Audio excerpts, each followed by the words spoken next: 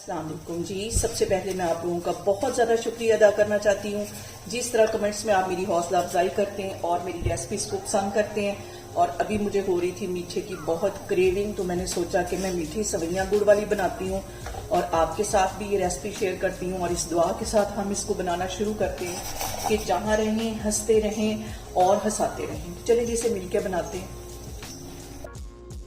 और यहाँ पे गुड़ वाली सेवइयां बनाने के लिए तकरीबन 1 प्याली के जितना मैंने गुड़ ले लिया और इसे एक सॉस पैन में डाल देंगे और इसके साथ ही 1 गिलास इसमें पानी का डाल देंगे ताकि हम इसकी चाश बना सकें।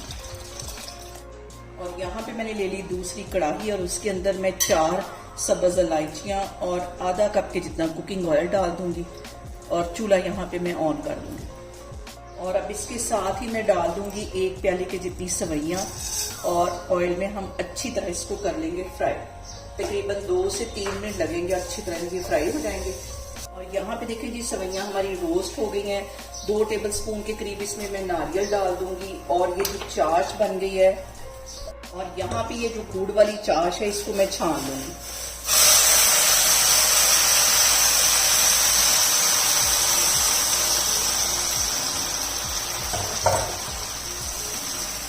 और यहाँ पे देखें जी सेवइयों को मजीद फ्लेवरफुल बनाने के लिए 2 टेबलस्पून के करीब खोया है, ये इसमें चला जाएगा। इससे जो टेस्ट है वो बहुत बढ़ जाएगा सेवइयों का।